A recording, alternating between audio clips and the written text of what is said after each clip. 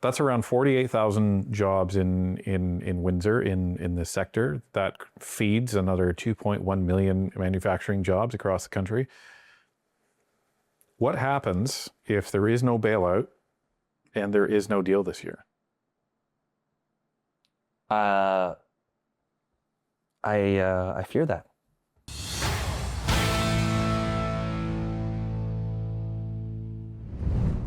Welcome back to Northern Perspective, everybody. We have a very special and very unexpected guest joining us today.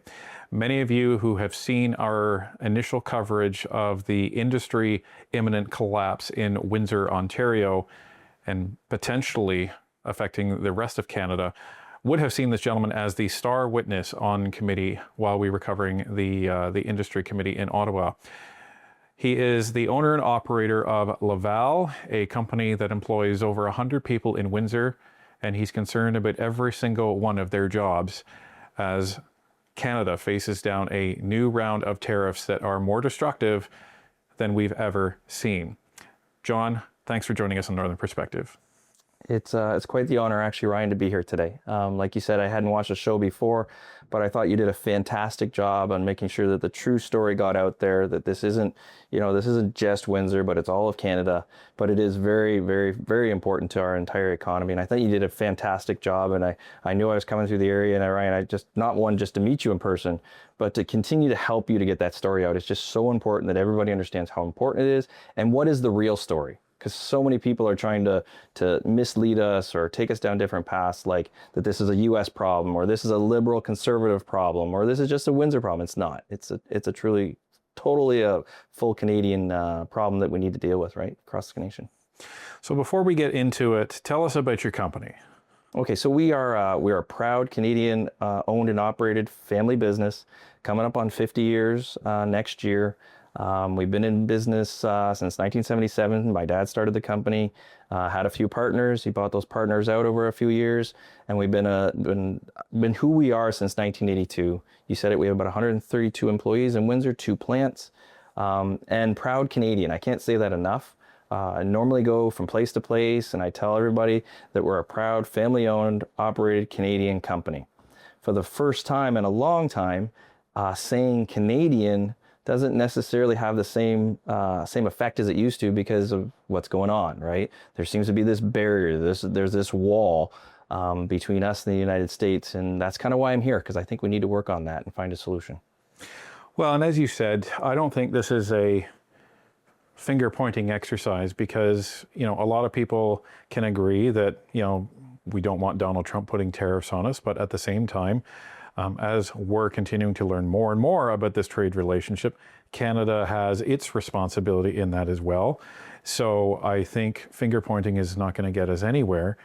And we need to get these two sides at the table and actually having a discussion. And this is what I got from the committee. That is the focus of the owners and operators and the employees in Windsor. It seems like the number one priority for all of you is the Liberals and the Americans just need to get together and get a deal done. Well, in business, we look at action, right? We measure action, not talk, right? And it seems like, and again, I don't want to point fingers, but there's a lot of talking, but there's not a lot of action.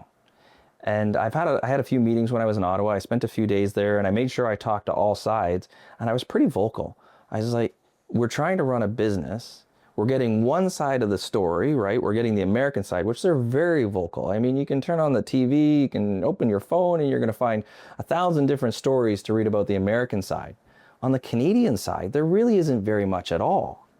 And I have a feeling that most people are coming to conclusions based on only the one side that's talking. And I had a whole meeting with one of the government officials on the Canadian side where I said, you guys got to start posting something. Say you're doing something, because as far as we're concerned, you're doing nothing, and we need you to get to Washington. Well, we're doing this and this and this, but that's not what we're hearing. So I would say that, and I don't want to say that we are the ones who got them out there, but the first time we heard something was the day after we did our testimony was the first time we heard they actually did something from Ottawa. And then they announced the task force, which we're not that excited about, but I'm going to say they announced the task force. But would they have done that if we hadn't made testimony in Ottawa? I don't know. But I'm going to tell you the truth. The time to sit on your hands and wait and be silent, that time is long gone. Now people are making decisions. They need information. And in business, we don't like uncertainty. We definitely don't like silence. We don't want to come to our own conclusions, but we might be forced to. And the problem is that the one side is making our lives very, very difficult, very painful. Well, we don't see the other side really doing very much, or at least talking about it. So the one thing that you were saying over and over again in committee is, what's the plan? And I found that interesting because I've been in business, I've been in large corporations. There's typically a 5-year plan that you talk about. There's your 1-year plan. And then, if you're really lucky, you have a 10-year plan. And everything that you folks were saying at committee is you can't even plan the next 3 months. So talk us through that. Is this as urgent as we're being led to believe by all of the business owners? Is it really, you need to make decisions now, and you need to understand what the government plans to do in order to actually make those decisions? Well, Ryan, you answered it perfectly. Every business has a plan. And I like to look at government and especially foreign affairs as running like a business. And if they don't have a plan, they need to tell us they don't have a plan, which would be just embarrassing, but maybe they don't have a plan.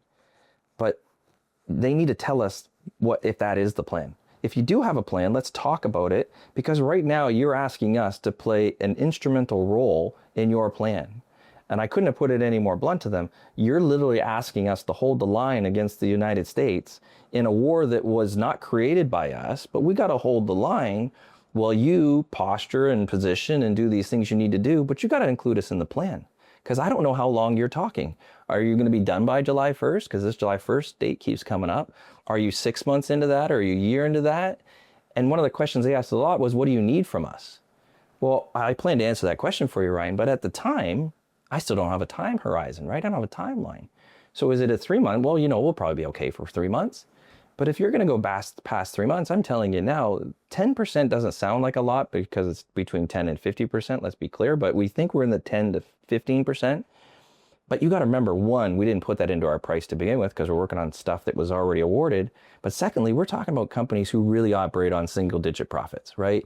You're talking somebody who's making between 5 and 8%. After they pay for everything else, they got 5 or 8% to manage these tariffs. They're not going to last, and they're likely not going to want to last very long, because every day that goes by, in my case, I build molds, every mold or every piece of equipment they ship, they're literally writing checks. They're taping dollar bills to every one of those pieces of equipment. And we're not talking low cost equipment. The United States is very good at this. They were smart. They knew exactly where to hit, where was going to hurt the most. We're talking very expensive, very high tech equipment that when it goes across that border, we're talking not hundreds of thousands of dollars. We're likely talking about millions of dollars, which means the tariff on that is really going to hurt. We're not talking about a little bolt or a little strap. We're talking about expensive equipment that's going to have millions of dollars of tariffs. Like in companies for us, every time we ship a mold across, we're losing money, which means the longer we go, staying in Canada is going to cost us money. Now we have to look at what are our options so that we can stop that bleeding.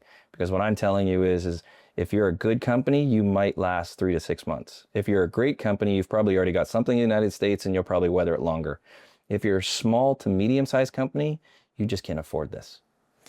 Well, and that's the one thing I think a lot of Canadians need to understand is usually the higher the price of a product, the less of a margin there actually is. That's right.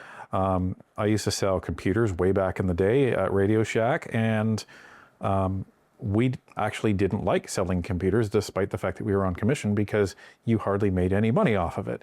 Versus batteries, which are very tiny, and people, spoiler alert, markup on a battery is 95%. So the vast majority of the cost of that battery actually goes to the store. So this is something really important, because when you're talking 10%, and this is why this new adjustment to the tariff is having such an impact, because you laid it out. These companies, yours included, make single-digit profit margins. So when they say, okay, the tariff on the entire value of the product is now up to 10%, Well, your profit is gone, and now you're into the red on every single sale. So every single time you do business, it's a losing enterprise. Yeah, Ryan. Actually, I'm actually really proud of you and giving you a lot of kudos, because most people don't understand that, right? High value product, they actually control our profits to a certain extent. Some of the companies, and we'll go into detail about that, but they actually tell us how much we're supposed to make, right? And they know how much we're making, and that's obviously made its way up to the U.S. So you're right, single digits, it's going to hurt us a lot. The other problem that we're probably going to talk about a little bit today is that these are long-term contracts. These are long-term relationships. There are already countries who want this business. By us becoming kind of having this barrier and then not being able to meet the pricing, we're destroying relationships.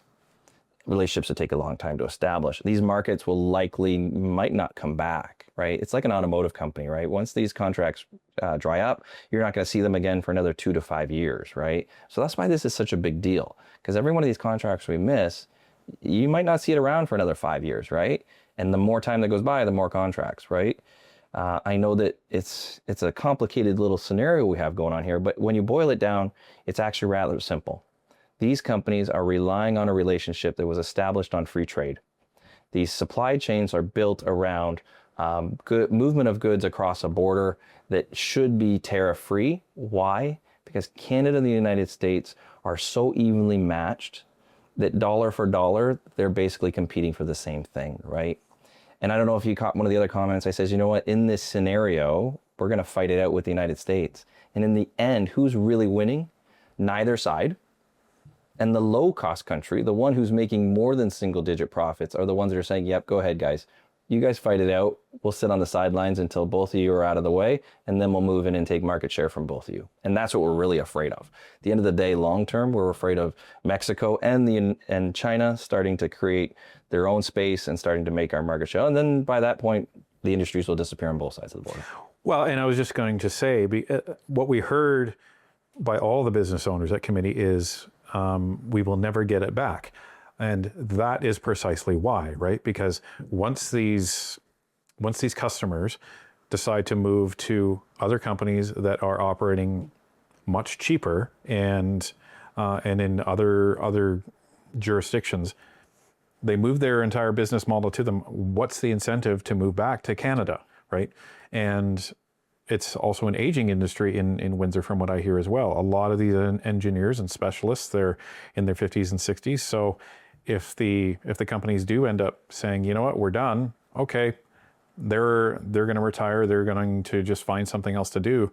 By the time there is an opportunity to bring the industry back, is there anyone even around to do it? Again, I give you lots of kudos. You understand our business. It's hard. It's already a hard industry. It's very competitive. Like you said, it's an aging group. We do have a bright spot here in Canada. We're one of the better for supporting our skilled trades. So this is a bright spot. This is one of the advantages of being in Canada. We do a good job of making sure our skilled trades are respected and admired. So we do have we have a new generation coming in. But every time we have one of these roadblocks, it just makes our job that much more difficult. We really want to see this grow here, right? I can't say it enough, and I don't know if I've said it yet. We really do have something special in this area. I've been around the world. I've been all over. I've been to China, India, Germany, Italy. I've been to all these places, and what we have here is so special.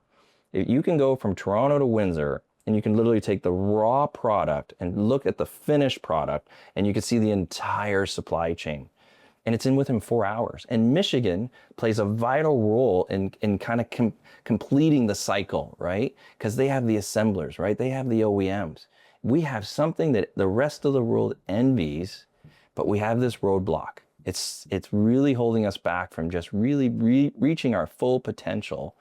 And it kind of kills us, because we kind of say we work so hard to create this, but it is so fragile. And this little thing that seems little to everybody else could bring the whole house of cards down. And we're really trying to get everybody to understand that when that house of cards comes down, you do not realize how much you rely on this MTDM sector. Once this disappears, you don't get it back. Mold, tool, and die. So. Yes, sorry. Yeah. There's lots of acronyms, right? Thank you for clarifying. But once that mold, tool, and die industry starts to just disappear, your industrial sector will disappear with it, because we basically make the things that make things or do things, which allows all your other industries to do what they do, right? You take that away, there's a matter of time that they have to go elsewhere. And if they go elsewhere, they're just going to move with the herd, right? So we're kind of that foundation. I was explaining that to the government. We are the trunk of the tree. We're not the roots. We're the trunk of the tree, because everybody else builds off of us. They do all that amazing stuff that everybody else pays attention to. But you need this mold, tool, and die sector, because we are the guys who do stuff, that make stuff, that does stuff. And we heard from some of the other business owners as well, and you're talking about this as well. These are long-term contracts that take a long time to fulfill in some of these companies, especially the tooling, where you get orders placed May of last year and you're fulfilling it this year. Well, you've already given the customer an expectation of what they're going to pay. And now when the job's done, now this new tariff, what do you do? And this must be the stressful question that is coming across the desk of every single business owner. Like, what do you do? Well, I think somebody gave it an analogy. I think they used the car analogy. I like to use the house analogy. So you buy your house for, let's say, $100,000. And then when you get to the end of building the house, all of a sudden you find out it's now $120,000 or $150,000, and you're expecting that you're just going to pay that without any question. That's just not going to happen. The customers aren't going to do that. They're not going to do it on the first order, and they're definitely not going to come back to you for the second order, right? So that's kind of what you're dealing with in the scenario, is you don't have that flexibility. And you know what? I think some people came up with a great idea, and the government said it to me too. They said, well, you know what? Just charge the client. If they're from the US, they're just going to pay more. And in theory, that sounds great. But when you're competing in an industry that's already very competitive, they don't have to deal with that 10 or 15%, right? And you know that there are other countries like China and Mexico who want that business and who can absorb that 10% a lot easier than you are. You can't just move that 10%, because that's the difference between you getting the job and not getting the job. And every job to us is precious, because it is a very competitive industry. We've had so much of this business already go to China. They just want to take it all now. And I kind of feel, and I hope this gets to the people who can kind of hear it. I want them to know that what you're doing right now is you're handing this business, you're handing this industry over to low-cost countries like China on a silver platter. They're the ones who are sitting back and benefiting from this. Because I always say, I said, the enemy's not on the other side of the border in the US. That's not the enemy. If you think that's the enemy, I'm going to tell you right now, the enemy is much, they're a little shorter, but they're a lot bigger and they're a lot meaner, and they're on the other side of the ocean. Because the threat is not there and the threat is not here. That's the real threat. Yeah, and this is the challenge in all of this. So most of the questions that the government was asking you was, what do you need? And I was just getting frustrated actually watching this. Yeah. In my reaction to that is, why don't you know? Like, because the way I look at this, because I used to work in government for a time, global affairs should be aware of a tariff change of this significance. So as soon as that dropped, and it was announced that he was going to drop it on the 2nd, and it finally came into effect on the 6th, global affairs should have already known. So at that point, what are you doing? And that's my question for the government, but this comes back to your point of what's the plan. So did the fact that they were asking these questions alarm you and the other business owners, that they were literally in the dark of what you even need? There's actually two parts to your question. The first one that I think is really important that we address is, how did they not know this was coming? Right. This is groundbreaking. Like, I'm going to tell your viewers, what was dropped on us on that Easter weekend is likely the hardest, most difficult tariff that they dropped on Canada. And it was dropped on us with no announcement. It wasn't like he put it on Instagram or on Twitter. It wasn't a public release. It was literally dropped on Easter weekend. And I think it was dropped for a reason. It was because I want to see how they react when the biggest bomb drops. Now, why the Canadian government didn't know this was coming, I don't know. Because I'm going to be honest with you, they needed to tell us if they knew. I do believe that some people knew, because I know that some other sectors had time to actually react to this prior to it. So I know that it was out there, but it didn't make it to us. There's the first problem. The second problem is if you did know, or if you didn't know, and you didn't have a plan for it, that's where we have a real problem. Because again, we are asked to try and hold this line, this tariff war that we're trying to fight, but you're not equipping us with what we need.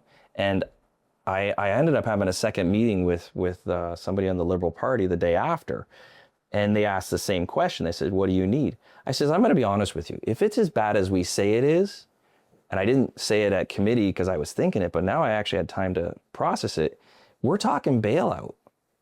We're saying, you bailed out the OEMs, right? You bailed out the banks. And you knew full well that money was not going to stay in Canada. You had intention for it to stay in Canada, but these are multinational corporations, and you bailed them out. And where did that get you? Well, it didn't work out great, some people would say, but this time, these are truly 100% Canadian companies with no options. You know their headquarters are in your country. You know they're going to employ people. This is life or death. We should be talking bailout. Because they are holding the line for a decision they had nothing to do with. And I think that's the one thing that I hope all your viewers get, is that these companies are doing their best to just keep their heads above water. It's a tough sector to be in already. And now they're asked to try and do that at a loss, while trying to keep people employed, while trying to navigate this unbelievable situation we're in.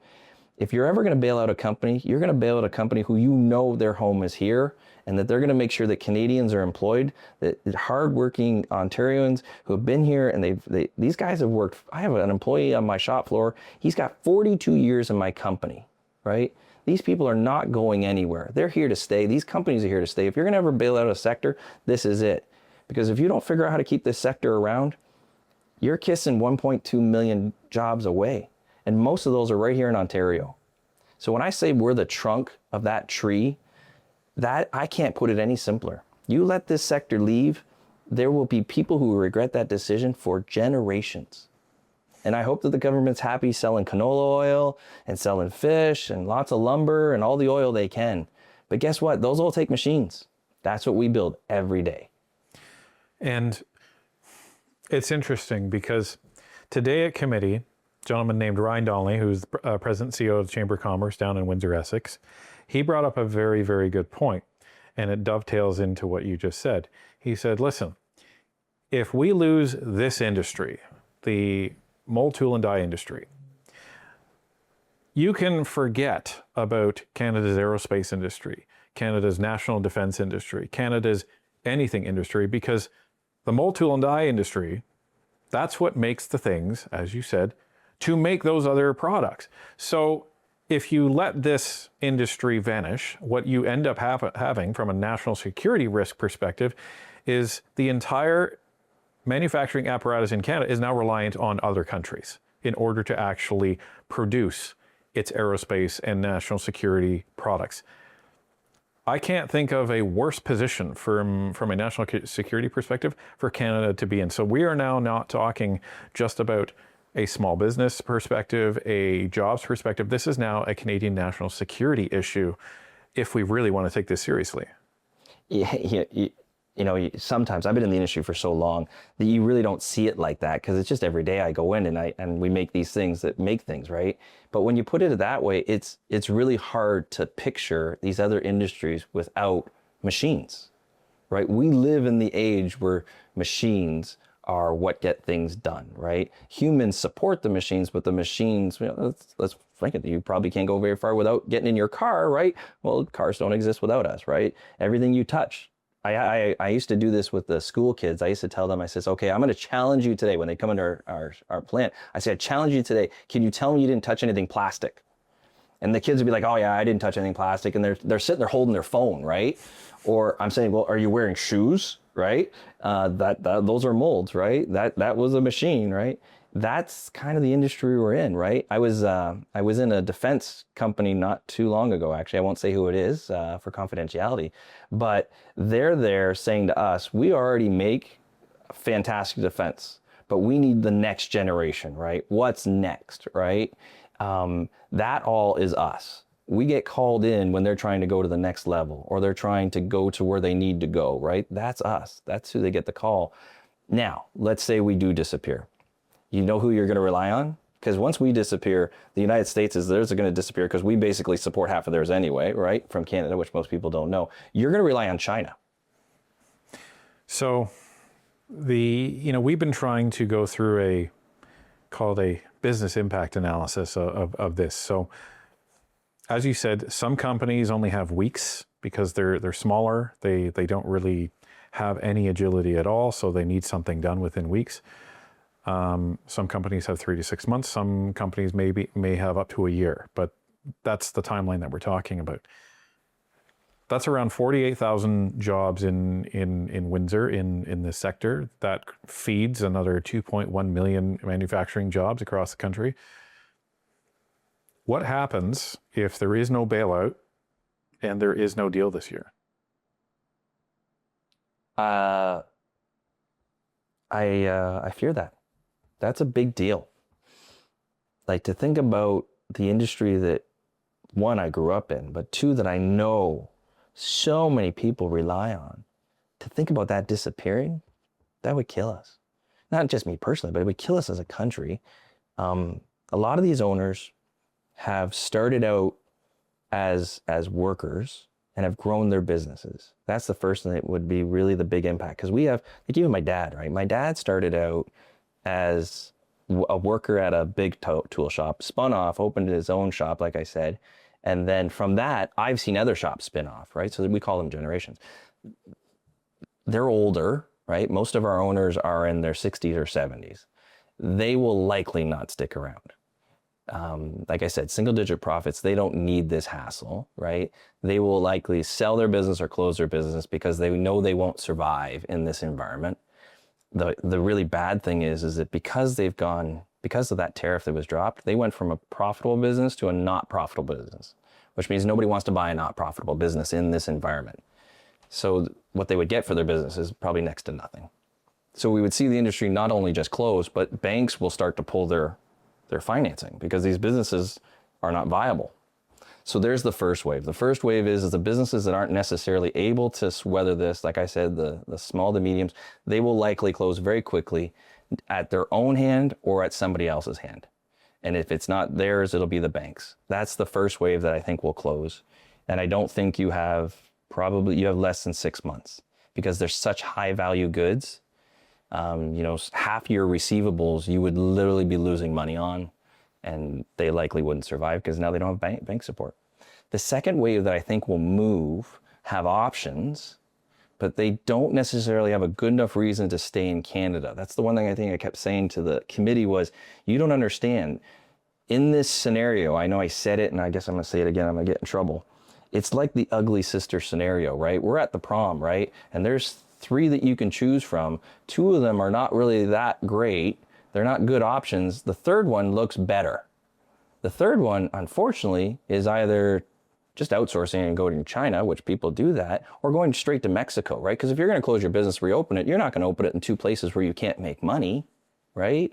So it's going to go to Mexico. That second wave will take longer, but they're going to either move or just like transfer to wherever it makes the most amount of sense, right? And that's when you'll see the industry kind of just disappear right underneath our noses. I kind of described it to somebody. It's like premeditated murder, right?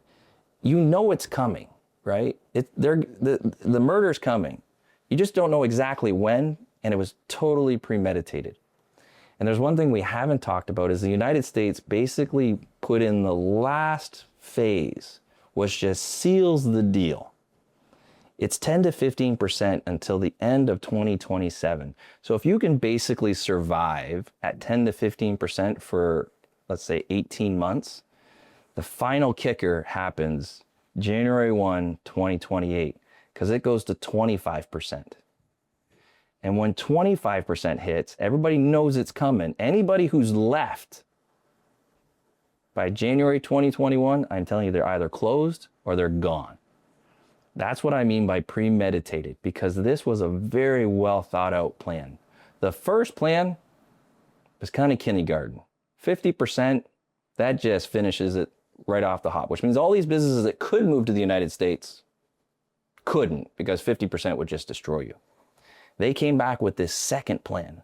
And this second plan is designed to not just kill an industry, but help an industry relocate to somewhere else, because it starts out at 10 to 15, which is really painful.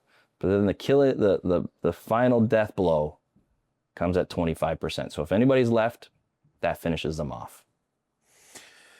And basically what you need as an industry is, from my vantage point, you said a bailout. I think that bailout takes the form of the government essentially finances the tariffs. That's basically what we're talking about. Yeah, is that right? That's exactly what we're talking about. It's really not complicated. And I don't think it's that difficult for the government. It might be expensive, but it's not that complicated. It's literally, when we send that mold over, we're going to get a bill from the United States. And by the way, that bill gets paid the moment it crosses the border. So if it's $1 million mold, you're getting a $100,000 to $150,000 bill when it crosses the border. You should be able to hand that into into Canada and say, the United States just billed me $150,000. I didn't cause this problem. Here's your bill. Because we didn't create the problem. And I know I'm making it sound rather simple, but it really is that simple. You know, if we had had a deal in July of last year, we wouldn't be here. If they were likely at the table, I would assume we'd be talking back and forth and this wouldn't have happened, right? But unfortunately, we have this situation where it's do or die. It's either we're going to find a solution to this, or you're just going to see a bunch of people out of work. Or you start paying up, you created this problem, you got to ante up, right? There's no other simpler way to do it. And you can call it a bailout, you can call it corporate subsidies, you can call it whatever you want. But really what it is just me transferring the bill to the Canadian government that they created. I would call it the Liberal government's, let's just call it it's debt to free trade, in that the longer they refuse to sit down and talk with the Americans on this, the more debt they're going to rack up, and it's literal debt. And unfortunately, it's going to be taxpayer paid debt, but all of that rests on the shoulders of the Liberal government and Mark Carney for not getting this done. To your point, if they were talking all this time, this wouldn't have been a surprise. That's right. That's the way we see it. And so it's one of two things. Either they were talking all this time and they decided not to tell the pertinent people in the affected industries, which would be terrible, or they haven't been talking about all this time, and in which case they didn't know until it dropped like everybody else. And it's just as bad, because that means you're not doing your job. Yeah. And it gives new context. And I imagine it gives new context to all your employees and all their families when they think back to Mark Carney answering a question when he was over in I believe it was China, when someone asked him, when's the last time you had a conversation with Donald Trump? And he just looked at them and said, who cares? Yeah, that was a killer. I tried to process that.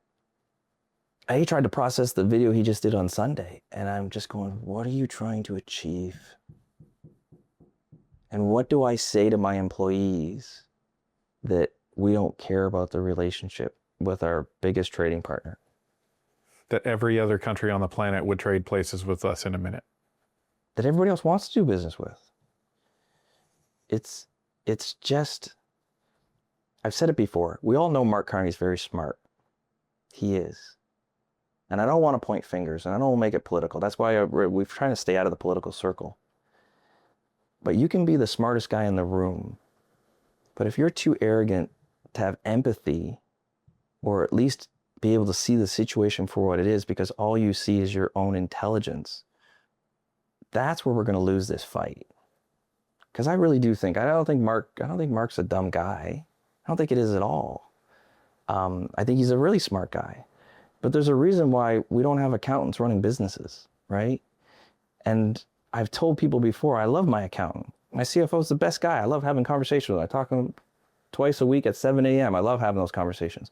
But I wouldn't let him run my business because they don't understand the elements of the business that they can't count or quantify. And I think that's where we're losing right now.